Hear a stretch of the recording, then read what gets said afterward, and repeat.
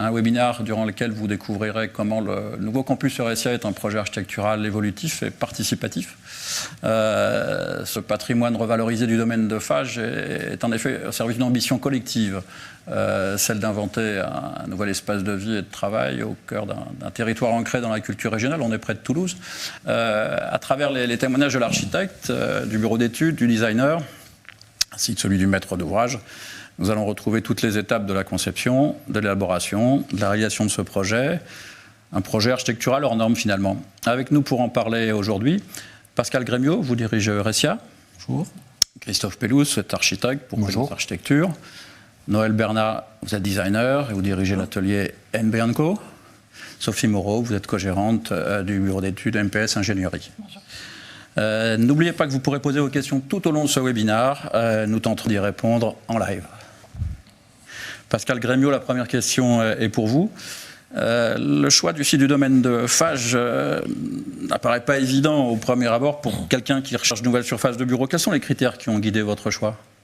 Donc oui, bonjour à toutes et à tous. Donc Pascal Grémiot, effectivement, moi je suis patron d'une boîte qui s'appelle Eurecia. On est en pleine dynamique de croissance, 30-35% de croissance par an. Et en fait, ce qui était important pour moi, c'était de trouver pas des bureaux, mais un lieu avec une âme. Je ne voulais surtout pas... J'avais peur même de me retrouver dans des bureaux aseptisés, classiques, blancs, gris, à la j'en ai marre de vivre. Et ce que je recherchais, c'était un lieu qui est vécu, qui raconte une histoire avec un patrimoine, de la vieille pierre, des vieux matériaux, la possibilité de donner une seconde vie à un espace, un lieu, de se l'approprier et de poursuivre cette histoire. Donc ça, c'était vraiment quelque chose d'important. Et vous le disiez, on est à Toulouse, à côté du canal du Midi, à Castanet-Tolosan, même plus précisément à quelques dizaines de mètres du canal du Midi. Et on a la chance d'avoir un lieu singulier, unique, qui dégage une forme d'énergie avec de la brique, des matériaux divers et variés qui, pour moi, font le lien avec nos vies. On est de passage et c'était une manière de raconter une histoire à travers un lieu, une histoire qui puisse être inspirante, donner envie et dégager de l'énergie pour les collaborateurs. Et c'est ma vision de l'entreprise et c'était ma vision du projet. Très bien. Et là, vous rencontrez Christophe Pelous ? Exactement, mais donc ça a été une rencontre. Christophe avait rénové une métairie juste à côté, c'est le domaine d'une vieille maison de maître, et j'avais aimé la manière dont ça avait été fait, et ça a été après une rencontre avec Christophe, et puis après élargi, et c'est vrai qu'au-delà d'un projet de rénovation immobilier, c'est vraiment une aventure humaine aussi, un projet de création collective. Bon, on voit sur cette première image le bâtiment terminé, on reconnaît la brique toulousaine, on voit qu'on est en pleine nature. Je pense que ça situe très bien le projet. Christophe Pelous, quand vous abordez un projet un peu atypique, quels sont les premiers objectifs ? Alors, le premier objectif, il est bien entendu de répondre aux doléances du maître d'ouvrage. Pour cette opération-là, on est arrivé sur un bâtiment qui était en très très mauvais état, qui était certes dans un espace stratégique au bord du canal du Midi, Pascal vient de le dire, mais dans un écrin de verdure qui était assez intéressant. Alors, quand Pascal est venu me voir, on était vraiment au balbutiement du projet. À savoir qu'on n'avait pas de programme, on avait une philosophie d'aménagement, mais on n'avait pas forcément, on ne savait pas le nombre de personnes que Pascal voulait accueillir. Et on a travaillé, alors Pascal a travaillé de son côté avec ses équipes pour de nous donner, on va dire, une base de travail. Et nous, il a fallu qu'on mette en place une stratégie pour pouvoir répondre à l'ensemble des doléances et pouvoir réaliser le projet. Il faut savoir que du fait d'être à côté du canal du Midi, site classé patrimoine de l'UNESCO, il a fallu, bien entendu, aller voir les architectes des bâtiments de France, aller voir la mairie, aller voir les différents organismes pour que le projet prenne corps. Donc une fois qu'on a fait cette démarche-là, il a fallu bien entendu monter une équipe pour répondre à l'ensemble des critères que Pascal nous avait donnés. Et donc on a monté une équipe avec un bureau d'études, la société MBSI, avec Sophie qui la représente ici, que je connaissais déjà sur d'autres projets, et Noël sur la partie design d'intérieur. Très bien. Vous pouvez nous décrire un petit peu le bâtiment tel qu'il Alors le bâtiment tel qu'il était initialement, vous avez une photo qui est juste devant, voilà. C'était une ruine. Faut pas cacher les mots. C'était envahi par les ronces. La végétation avait repris on va dire sa place.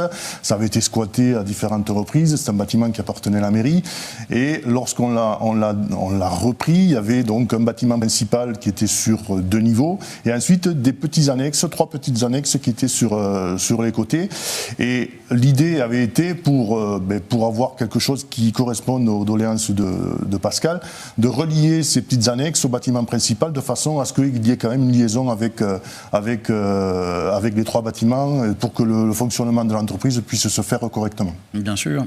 Alors au vu de cette image, de l'image de cette rue, on a tout de suite une question des internautes. Quel est le calendrier prévisionnel pour le Alors le calendrier prévisionnel, initialement, on avait prévu hors période de Covid, puisque bien entendu on a été rattrapé en fin de chantier par le Covid. On avait prévu 8 mois pour toutes les parties administratives, le dépôt du permis de construire, enfin les études, le dépôt du permis de construire, l'appel d'offres, et ensuite 12 mois de travaux. Donc ce qui fait à peu près une vingtaine de mois, mais qui malheureusement, avec le confinement, ont été repoussés de quelques mois. On a pu livrer le bâtiment qu'en décembre 2019. Voilà. Très bien. Noël Bernard, vous intégrez donc cette équipe alors que le programme architectural est déjà en partie défini. Quel va être le sens de ce travail avec Pascal Grémiot ? Oui, effectivement. Donc moi, j'interviens en tant que designer et principalement sur le nouveau programme, le programme des aménagements des espaces et le concept d'ambiance. Donc je connaissais Christophe aussi depuis plusieurs années sur des projets. On connaît parfaitement nos limites dans nos tâches et il me donne les clés pour aller voir Pascal et commencer à travailler assez rapidement. On a fait beaucoup de visites, on est allé sur le site, on a étudié le potentiel, on a étudié les documents menés par Eurecia en interne sur des enquêtes, des entretiens sur les besoins. Et on a confronté ça au lieu régulièrement pendant toute une période. On a eu un point commun assez rapide qui était la notion d'habiter. Oui. Et qui s'est traduit par la QVTC, la qualité de vie et les conditions de travail. Et nous avons essayé de définir ensemble comment les aménagements et les espaces allaient se répartir dans ce bâtiment. 2 solutions se présentent dans la temporalité de l'esquisse et de ce travail d'étude en fait, puisqu'après on sait que ça peut bouger, rien n'est figé. Mais 2 solutions, des espaces d'activité qui vont accueillir des personnes, 8 personnes maximum, surtout pas d'open space, tu confirmes, et ensuite des espaces qu'on a appelés passerelles.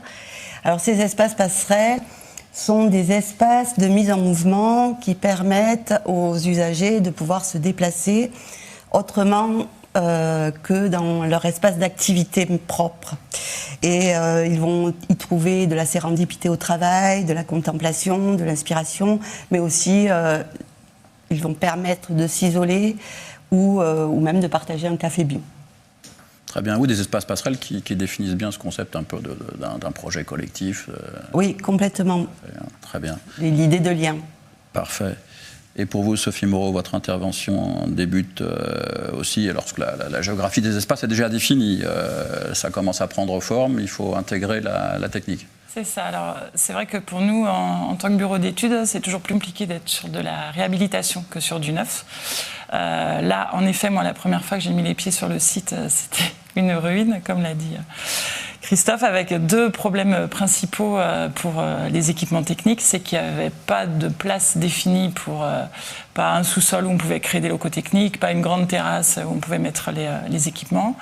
Et puis surtout, il y a un parti pris architectural et au niveau du design pour le fonctionnement qui était de ne pas mettre de faux plafonds. Ce qui est assez rare surtout pas de faux plafonds. Donc il fallait que tous les équipements fonctionnent en étant apparents, mais sans être trop visibles, en étant performants. Donc c'était des contraintes qu'on n'a pas souvent en fait sur le chantier de bureaux. Voilà. Effectivement. Ce ne sont pas des bureaux classiques. On ne cherchait pas l'uniformité sur ce projet. Donc vous avez dû sélectionner des appareils qui se prêtaient à ce genre d'aménagement. Oui, ou qui n'étaient pas forcément prévus pour, parce qu'on est parti sur des unités gainables qui en général sont cachées dans des faux plafonds. Mais en sachant que tout le monde était conscient que ça se verrait et qu'on allait faire ce qu'il faut pour que ça s'intègre dans l'espace. Très bien. Donc Pascal Grémiot est parfaitement d'accord avec tout ça. Tout à fait. Vous vous impliquez personnellement dans cette opération. Il y a votre implication personnelle, mais il y a aussi le désir d'une aventure collective. Oui, effectivement. Donc, on avait commencé il y a 2-3 ans. C'était un petit peu une concertation auprès de tous les collaborateurs, savoir comment ils se projetaient dans ce lieu, quelles étaient leurs attentes. C'était un peu un brainstorming. Ça allait d'un espace sieste à un coin café, un bar à chat, un jardin. Alors ça, c'était pour les aspects extérieurs, mais beaucoup d'idées. Et après, l'intérêt, c'était un petit peu d'embarquer les collaborateurs dans ce projet pour que ça devienne aussi leur lieu, qu'ils puissent se projeter, se l'approprier le plus possible. Et c'est quelque chose qui a été important. Et pour moi, effectivement, un grand plaisir à participer, à échanger, à construire, à imaginer, à rêver ce lieu, à lui faire raconter l'histoire que Noël m'a accompagné à exprimer d'une certaine manière, de manière à ce que quand on rentre dans ce lieu, c'est une surprise, c'est une invitation. Pour moi, c'est même pas des bureaux, on ne sait pas trop ce que c'est. Oui, on peut le voir sur l'image qu'on a là, bien sûr. Et on découvre, donc il peut y avoir des briques blanchies, un mélange de matériaux, des vieilles tomates qui ont été réutilisées. On essaie de réutiliser les matériaux originels. On a aussi rajouté des plafonds végétalisés. Donc c'est toute une ambiance en fait. C'est une ambiance, une énergie propice à la fois au travail qui donne envie de travailler, mais de venir et d'échanger, de construire. Donc le disait, les espaces passerelles. Ce qui était aussi important pour moi, c'était de retrouver, comme dans un village, un lieu sur lequel on puisse se retrouver tous ensemble. Et donc c'est la place du village. La fameuse place de village. On a installé un HY, un vieux camion, puisque le bâtiment illustre un petit peu la France, pour moi en tout cas, la France d'après-guerre. Et c'était essayer de voir comment on pouvait poursuivre cet imaginaire-là. Voilà. Très bien. Noël Bernat, c'est un concept donc relativement affirmé, particulier. Vous êtes dans cette phase d'étude et déjà vous bousculez un peu les habitudes de vos partenaires. Des concepts techniques vont devoir être adaptés. Oui, je suis reconnue pour ça. Mais c'est votre rôle. C'est ça, c'est mon rôle parce que je pense que le design c'est un tout et c'est un vrai feedback entre le fond et la forme. Et quand on rentre effectivement dans l'idée qu'il faut défendre une identité de lieu avec autant de passion que Pascal a pu mettre dans ce besoin et dans son histoire, plus tout ce que l'on découvre sur ce lieu en termes de matériaux, de techniques, de fabrication, d'histoire des murs, quoi, simplement. Ouais. Oui, là, il fallait vraiment être un peu autoritaire. Un petit peu. Agile. Allez, on met ce qu'on veut. Il faut prendre des décisions, bien sûr. Mais il faut prendre des décisions, c'est ça. Donc, effectivement, on a pas mal travaillé avec la technique sur cet équilibre. Je parle bien d'équilibre parce que j'ai pas quand même été un tyran. On a trouvé des solutions assez intéressantes et tout le monde s'est prêté au jeu en fait. C'était devenu un dialogue et donc de ce fait c'était positif. Avec MPSI et Mitsubishi Electric, on a effectivement réfléchi sur des solutions techniques. Alors moi, pas sur le plan technique, plutôt sur le plan visuel, mais ils ont su répondre aux meilleures solutions et aux exigences aussi. Parfois, c'est même nous, en conception, qui avons déposé le dispositif prévu. C'est-à-dire qu'on a aussi dit, bon, mais ok, ce dispositif, il n'est pas possible, on l'oublie, quoi. Vous avez su faire des choix comme chacun ici. Hein. Christophe Pellouz, le projet donc prend forme petit à petit. Il faut prendre en compte les exigences, les besoins de chacun. Néanmoins, il faut garder la main sur la conduite du projet. C'est ça. C'est ça. Le plus compliqué, et Noël vient de l'expliquer, c'est qu'on est sur une rénovation et cette rénovation est en perpétuel changement. C'est-à-dire qu'après chaque démolition, après chaque avancée sur le projet et après chaque début de construction, on a la designeuse qui vient nous voir et nous dit il faudrait peut-être regarder ça, il faudrait peut-être modifier ces éléments-là. Donc voilà, c'est toujours un jeu qui se fait entre la possibilité technique, la possibilité esthétique et surtout la réglementation. Il faut savoir que ce bâtiment-là, initialement, c'est un bâtiment d'habitation. Donc obligatoirement, puisque on a transformé en bâtiment de bureau, la charge admissive au niveau des planchers est complètement différente. Donc il a fallu qu'on modifie tous les planchers. Le fait de modifier tous les planchers, on s'est aperçu Noël s'est aperçu qu'il y avait certains éléments qu'elle souhaitait conserver. Donc il a fallu qu'on fasse un va-et-vient avec les bureaux d'études, avec les entreprises et les bureaux de contrôle aussi, pour voir si c'était faisable, premièrement, et ensuite voir si financièrement c'était supportable. Voilà, notre travail à nous, c'était un peu d'être le chef d'orchestre de tous ces éléments-là, que chacun puisse jouer sa partition du mieux possible pour qu'à la fin, la musique soit la plus agréable possible. Voilà. Donc on a essayé de trouver chaque fois, à chaque réunion, de trouver le juste milieu entre la technique, entre l'esthétique et entre la réglementation, sachant bien entendu que la réglementation prévaut sur tout le reste. Très bien. Pour MPSI donc, et pour vous, Sophie Moreau, il a fallu s'adapter à tout ça en maintenant des exigences de qualité d'usage et un concept technique quand même tout à fait cohérent. Oui, voilà, il fallait de toute façon qu'on trouve de la place pour mettre des équipements. Ouais, ouais. Il faut quand même chauffer, climatiser, ventiler. On peut le voir, on a trouvé. On peut voir les fameux terrassons ou terrasses encaissées en fait, entre les bâtiments. Donc c'est vrai que c'est pas des espaces où habituellement on met les équipements parce que c'est pas forcément aisé pour la maintenance et l'exploitation. Bon, là on a trouvé une façon de les agencer, donc on voit les unités extérieures à récupération d'énergie de Mitsubishi Electric, on a aussi une centrale double flux à récupération d'énergie également. C'était un souhait aussi d'avoir des équipements performants, oui. On est conforme à la RT 2012. Et donc ça a été tout un jeu de Tetris là, de réussir à mettre tout ça sur les terrasses, caché partiellement pour respecter les exigences des architectes des bâtiments de France. Donc là on le voit dessus, mais vu de face on les voit très peu dépassés. Et ça a été la même chose à l'intérieur en fait. Le choix parfois de mettre une grosse unité plutôt que plusieurs petites. Voilà, essayer de trouver l'équilibre en effet entre la technique et l'aspect esthétique. Donc beaucoup d'adaptations, vous avez dû travailler dans la dentelle, oui. Cette idée de mettre tout ce qui est production de chaleur et le traitement d'air en toiture, il y a aussi du fait que Pascal souhaitait que le bâtiment soit enserré par un espace vert. C'est-à-dire que dans le concept que souhaitait mettre en place Pascal et Noël, l'extérieur est aussi important que l'intérieur. Ouais, donc l'idée, c'était pas de perturber l'espace extérieur avec de la machinerie, avec des grilles, avec tous ces éléments-là. La facilité de mettre une dalle avec un habillage, voilà.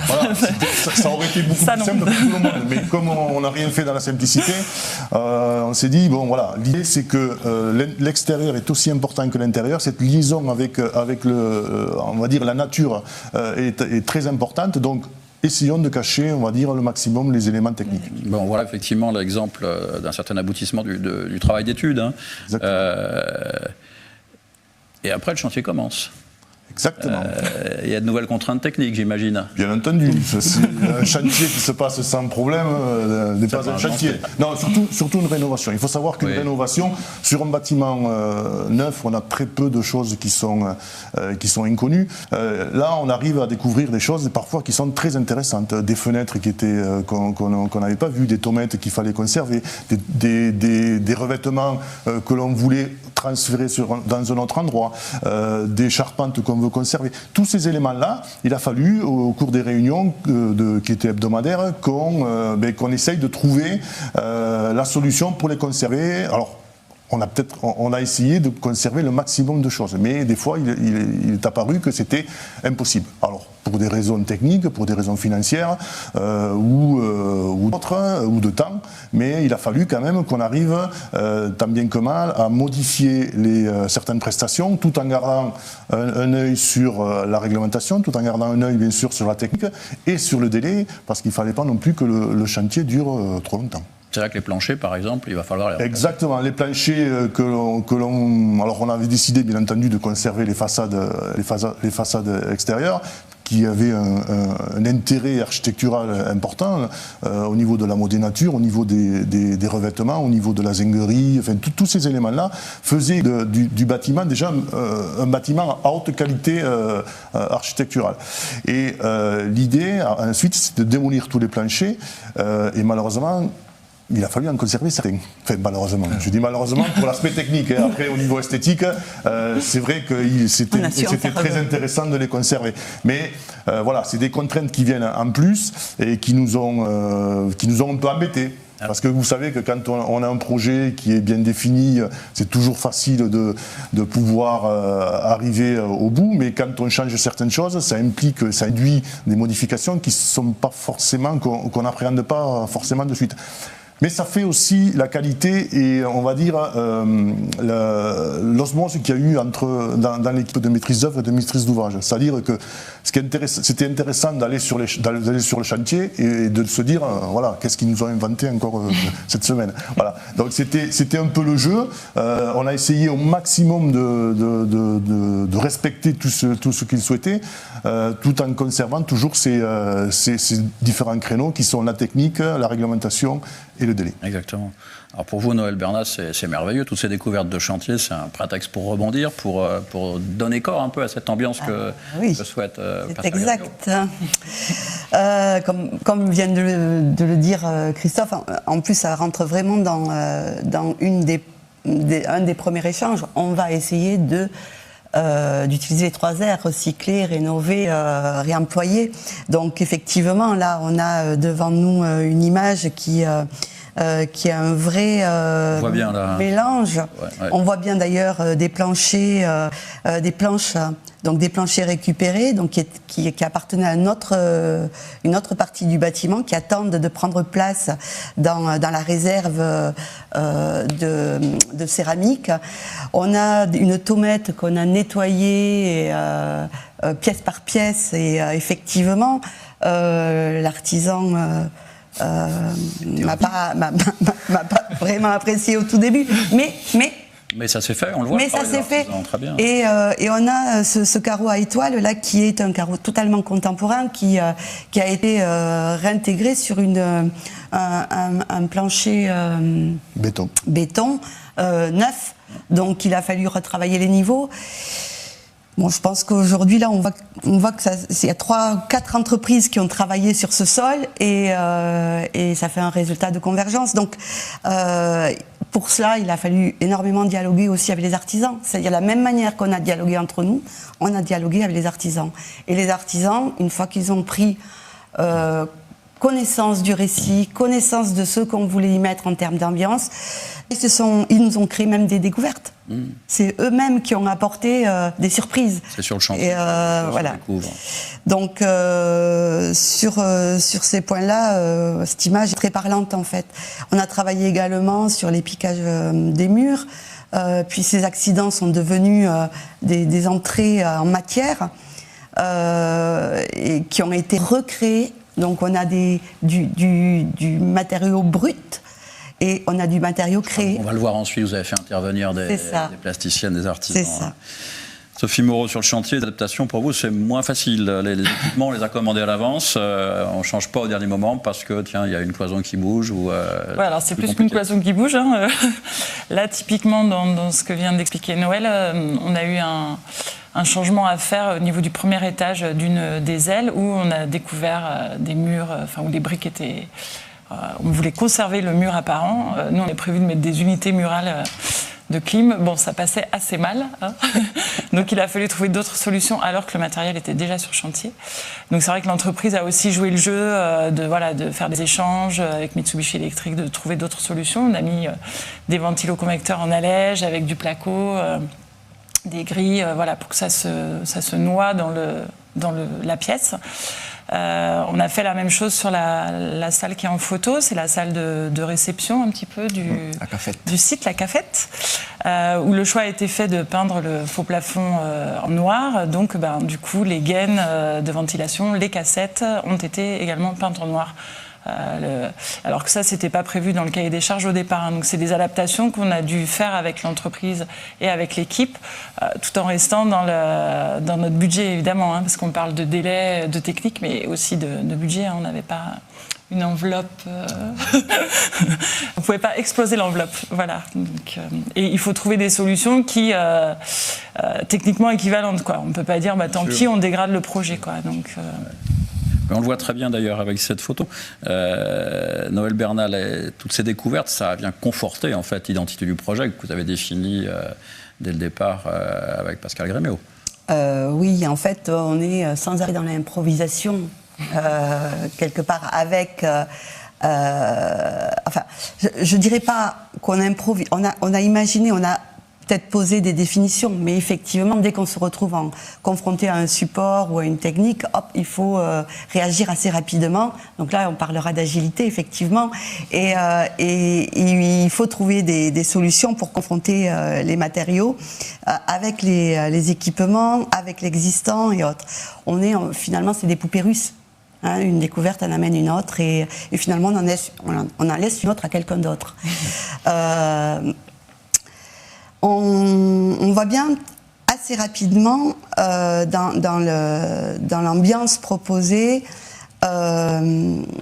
deux entrées, deux composantes fortes, la matière, le minéral, la structure qui est portée par le bâtiment, en fait, hein, la brique, les plâtres, et puis même tous ces encadrements de fenêtres intérieures, extérieures, qui deviennent des passages, des passerelles aussi, entre les espaces, et la végétation, deuxième composante importante, puisque effectivement, quand on arrive, moi je juste ce petit témoignage, quand je rentre dans ce lieu pour la première fois, déjà on fait waouh par le parc. Voilà, oui. Et puis ensuite, on s'approche de la serrure centrale, du bâtiment central, et là, elle est obscurcie par un petit crâne de mousse. Donc, on se dit, oups, là, il faut en faire quelque chose, il faut le relever, il faut faire rentrer l'intérieur-extérieur, il faut faire du lien. Donc, des nouvelles passerelles plus conceptuelles et d'ambiance, mais qu'on vient essayer de traduire d'une autre manière. Et donc, on crée des dispositifs scénographiques, des dispositifs poétiques, des tatouages de sol, des empreintes de mots, des empreintes végétales, des fossiles. On crée un ensemble de dispositifs comme ça poétiques. Sauf qu'à un moment donné, on se dit, ah ouais, mais c'est bien, on en est là, et qui va nous traduire ça sur le terrain ? Et et donc, j'avais la chance d'avoir rencontré des designers texture et matière. Donc pour la partie minérale, parce qu'en fait la scénographie ne se tient pas qu'à la matière. Il y a eu des scénographes du végétal, de l'acier, tous les artisans ont participé à la scénographie.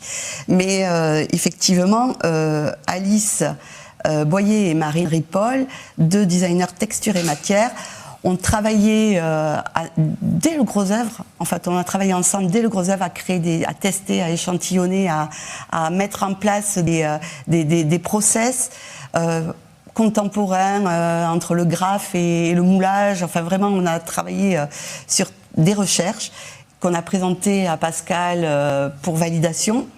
Et ensuite, elles se sont lancées, dès que le chantier a pu se libérer, sur la création. Et là, elles ont encore apporté des découvertes, en fait, parce qu'elles ont assemblé des couleurs, parce qu'elles ont fait respirer la matière par la texture, le toucher.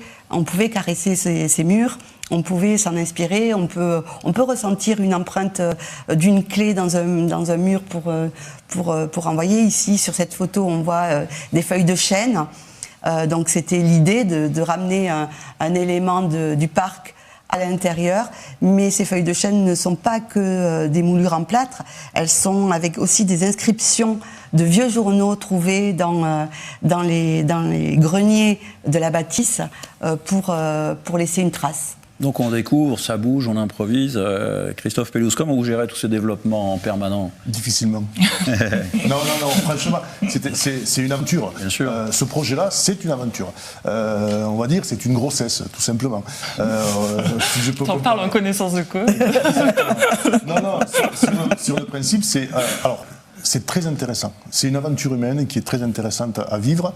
Alors, je vous avoue que je le ferai peut-être pas tous les jours. Je n'aurai pas peut-être que des projets comme ça tous les jours parce que c'est quand même assez énergivore. Mais c'est très intéressant parce que ça nous permet d'essayer d'optimiser encore plus, de rentrer encore plus dans le détail et de trouver encore plus d'éléments intéressants pour que, in fine, les usagers, Pascal en premier, trouvent leur compte dans une qualité de travail, une qualité de vie au travail qui est incomparable, parce que je ne pense pas que dans le secteur il y ait un autre modèle de bâtiments comme ça. Donc ça a été quand même assez dur de le suivre. Il fallait être concentré, il fallait essayer de penser, entre guillemets, avoir un coup d'avance sur les demandes ou les propositions qu'allait avoir Pascal ou Noël. Et avec Sophie, c'est vrai que de temps en temps, on sait plus comment on va faire pour arriver à trouver une solution. On y est arrivé, mais ce qu'il faut aussi, là où je voudrais mettre un peu l'accent, c'est qu'on parle de l'architecture du bâtiment, de l'architecture intérieure, mais il ne faut pas oublier aussi, on va dire, l'aspect naturel du site. On est dans un site qui est remarquable, puisqu'on a des petits bosquets, on a des petits aménagements, de l'espace vert tout autour. Et là aussi, on a travaillé ces espaces-là de façon à ce que le dehors-dedans soit une notion importante du projet. L'idée, c'était que les collaborateurs de Pascal puissent aussi bien travailler à l'intérieur du bâtiment, dans un cadre remarquable, mais aussi aller sur l'extérieur et pouvoir aussi travailler dans ces espaces-là. C'est-à-dire que le campus Aurecia, c'est un ensemble. Ce n'est pas qu'un bâtiment et que... Oui, voilà, c'est un campus. C'est un campus, tout simplement. Voilà. Donc il y a ces éléments-là aussi qu'il a fallu mettre en place de façon à ce qu'on puisse répondre à l'ensemble des doléances de Pascal. Oui, c'était beaucoup d'anticipation, d'idéation. Et puis ensuite, voilà, comment le chantier allait nous valider si c'était permis ou pas, quoi. On voit très bien sur cette photo, hein, on est devant les murs qui ont été mis à nu, on se pose des questions et effectivement on voit les matériaux qui se découpent. On rappelle aux internautes qu'ils peuvent nous poser des questions en direct et puis on va poursuivre parce que le chantier là, il avance. Et donc Pascal Grémiot, à un moment, vos équipes emménagent dans ce qui est devenu le campus Aurecia. On est passé du domaine de Fage au campus Aurecia. Vous trouvez des différences avec le concept original? Comment ça a évolué? Pour moi, ça a été génial. C'était une superbe expérience, déjà de rencontres avec des hommes, des femmes, des métiers, des compétences, des savoir-faire que je ne connaissais pas. Donc, je pense qu'il y a eu beaucoup d'écoute, d'attention et l'envie, l'énergie de construire ensemble. Avec parfois, c'était pas toujours facile, mais c'était un petit peu stimulant pour les uns et les autres. On est allé se chercher dans nos retranchements, mais avec le plaisir de pouvoir construire, créer un tout. Et ensuite, progressivement, on a aménagé donc en décembre 2019 et on avait initialement une projection de la manière dont les espaces auraient pu être occupés. Et puis c'est quelque chose qui vit. La construction, le chantier a été lui-même vivant. Et puis ensuite, la manière dont aujourd'hui les espaces sont occupés ou évoluent dans leur usage, c'est aussi en mouvement. Et c'est intéressant. Je sais qu'il y a des espaces qui étaient un petit peu moins appréciés a priori parce que peut-être moins lumineux. Mais au final, les gens s'y sentaient bien parce que c'était un petit peu cocooning et ils arrivaient à se ressourcer. Donc beaucoup de plaisir à la fois à rénover le patrimoine, ensuite à permettre de proposer un espace de vie au travail qui aille dans le sens d'une meilleure expérience collaborateur pour améliorer, pour aller dans le sens d'une performance d'entreprise aussi. Et je pense que c'est un cercle vertueux pour tous, on s'y retrouve, c'est du gagnant-gagnant. et en même temps un chantier, une rénovation qui lui-même était un autre projet, une autre dimension, et avec une histoire à raconter, des vieux matériaux. Là, on voit des pochoirs sur des morceaux de plâtre qu'on a conservés en lieu et place du papier peint qu'on a peut-être fait glisser, et vraiment beaucoup de plaisir. Donc vos équipes commencent à s'approprier cette histoire. Cette oui, histoire qui est la vôtre au départ, ça devient la leur. Et ils sont ravis, ils sont heureux. Aujourd'hui, je pense qu'il n'y a pas un seul collaborateur qui n'est pas content de venir sur le lieu, sur le site. Il y a vraiment du plaisir à rentrer d'abord dans le parc et ensuite cet espace vert qui est ressourçant. Et ensuite, on rentre dans ce lieu avec une forme de vie, d'énergie qui est inspirante et qui fait que on se sent bien. Et pour moi, se sentir bien dans son quotidien professionnel, c'est important. On y passe tellement de temps que voilà. Pour vous, Noël Bernat, cette phase d'appropriation, elle est cruciale. C'est le moment de vérité. Ouais. Alors oui, et crucial et presque avant ce moment-là. C'est-à-dire que presque il fallait anticiper ce moment de cette conduite au changement de lieu Pascal allait faire. Il fallait réfléchir à cette passation. Pour moi, c'est très important. Pareil, c'est une sorte de passerelle, une autre mise en mouvement entre un chantier et les occupants. Donc, on a envie qu'ils sourient, on a envie de voir de la bonne humeur, on a envie de voir des réalisations utilisées. Donc effectivement, quelque temps avant, j'avais conseillé à Pascal, parce que je pense que c'est vraiment de l'ordre de la gouvernance de faire ça, de préparer ses équipes avec des visites, des ateliers, préparer peut-être le déménagement aussi, et puis un autre point, faire un pot intermédiaire entre le chantier et les usagers, ce qu'on a essayé de faire sur un moment propice de Noël. Voilà. Donc c'était important. Et puis la deuxième chose, c'est comment les gens vont s'approprier cette ambiance. Alors là, c'est cette ambiance qui part d'une créativité presque à deux quand même, au départ, ou trois. Et donc comment les gens vont s'approprier ça. Mais comme on est dans ce rapport à l'inachèvement, comme on a tenu à garder une lignée conceptuelle sur l'hétéroclite, l'imperfection et l'authentique et l'inachèvement, on a laissé la place, je pense, à tout moment aux autres de prendre le relais, quoi. Donc, moi, je suis super satisfaite quand j'arrive effectivement sur le site et que je vois les gens occuper la place du village, être au bar en train de se servir des fruits, des cafés et autres, discuter, échanger, repartir. Ça bouge, c'est vivant, c'est chouette. On sent tout de suite une histoire. Il y a des objets chinés qu'on retrouve un petit peu partout. Hein. C'est ça. Oui, c'était important pour moi. Mais après, ça a été sur la déco, parce qu'entre le moment où on a commencé à identifier les objets qu'on aurait pu acheter, et puis le Covid est passé par là, et au moment des commandes et des ruptures de stock, il a fallu un petit peu se réinventer. Et aussi, moi, ce que j'ai apprécié, c'était chiner des objets. Il y a une vieille moto qui a été retapée, il y a des vieilles enseignes qui viennent du village 15 km à côté, d'une vieille épicerie. Il y a beaucoup de seconde vie, en fait. Ouais. Et c'est ça qui est intéressant aussi, ouais. Donc ça amène de chaleur. Et juste pour compléter, c'était quand même une contrainte. Il ne faut pas oublier que Pascal m'a amené un objet par semaine. Donc il fallait que j'en fasse quelque chose. Sophie Moreau, quels sont les premiers retours utilisateurs ? Alors, c'est toujours un peu compliqué la phase de mise en service. Déjà, s'approprier comment fonctionnent les équipements. Donc il a fallu expliquer aux utilisateurs le fonctionnement des télécommandes, le zoning, il y a une commande centralisée. Il y a beaucoup de choses aussi qui sont automatiques. Il y a une programmation horaire, par exemple, pour éteindre les CETA la nuit. Il y a des sondes CO2 sur les salles de réunion. Ça, c'est pour favoriser les économies d'énergie et éviter de ventiler quand il n'y a personne. Et puis, on s'est aussi assez vite aperçu d'un problème que je n'avais pas identifié, qui est l'acoustique. Les équipements qu'on a mis sont prévus d'habitude dans des faux plafonds qui atténuent le bruit. Le fait qu'on les voit psychologiquement aussi, je pense que ça joue. On voit la machine, donc on l'entend.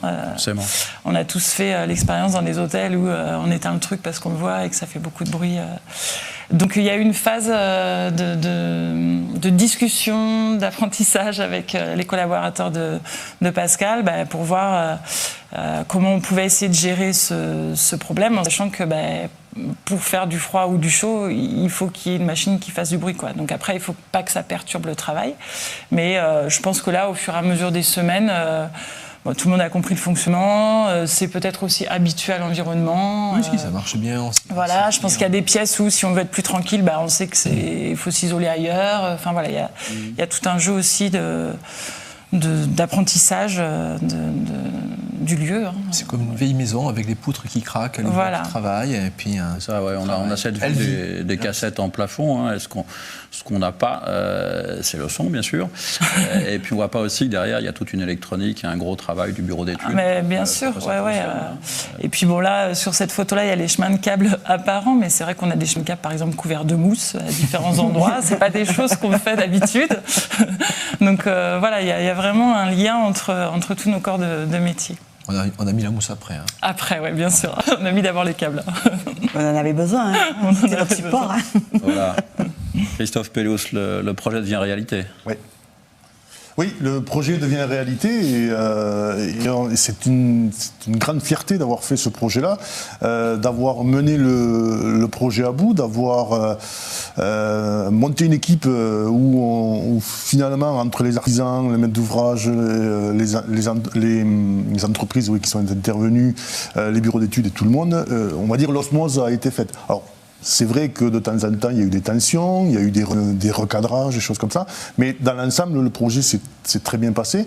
Et ce qui est surtout très gratifiant, c'est de savoir que, premièrement, le maître d'ouvrage est satisfait, ça c'est déjà une première chose, mais que les occupants, surtout, les occupants appréhendent le projet et en prennent possession. C'est surtout ça. Ce qui est intéressant dans notre métier, c'est de mettre à disposition un outil, et que cet outil, ensuite, les usagers en prennent possession et le fassent vivre. C'est vraiment ce qui est intéressant.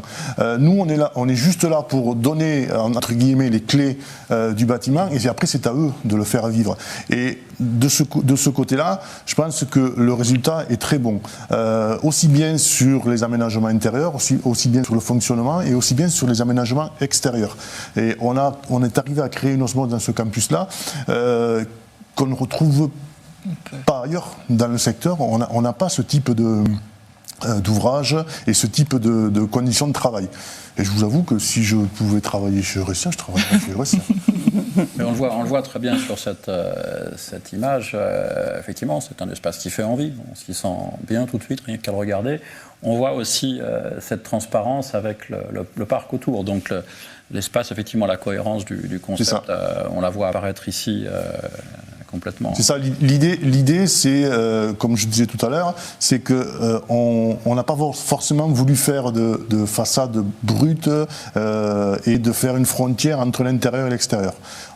L'extérieur est aussi important que l'intérieur. La mise en perspective de l'extérieur est aussi importante pour l'intérieur. Voilà, c'est un jeu entre l'intérieur et l'extérieur, et on va dire, on est sur 1200 ou 1300 mètres carrés de bureaux purs, mais il faut savoir qu'autour, on a presque 1,5 hectare qui peuvent être aussi utilisés par les collaborateurs de Pascal.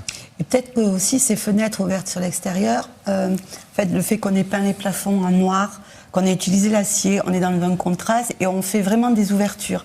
Et ça aide vraiment à la transversalité sur les bâtiments. Avec cette transparence, on a l'image et la réalité qui se rencontrent. Voilà. Exactement. C'est bien. Ouverture sur la vie du quotidien de nos vies au travail. Ces espaces passerelles, on les voit totalement. C'est ça. Très bien. Ces espaces extérieurs, justement, qu'on commence à apercevoir ici, c'est la continuité du projet. Après la période de la Covid, ça prend tout son sens, des espaces extérieurs comme ça, on peut aller aérer. On n'aurait pas pu faire mieux, presque. Finalement, on l'a anticipé, mais c'était dans ma vision de ce que j'avais envie de vivre, un environnement professionnel.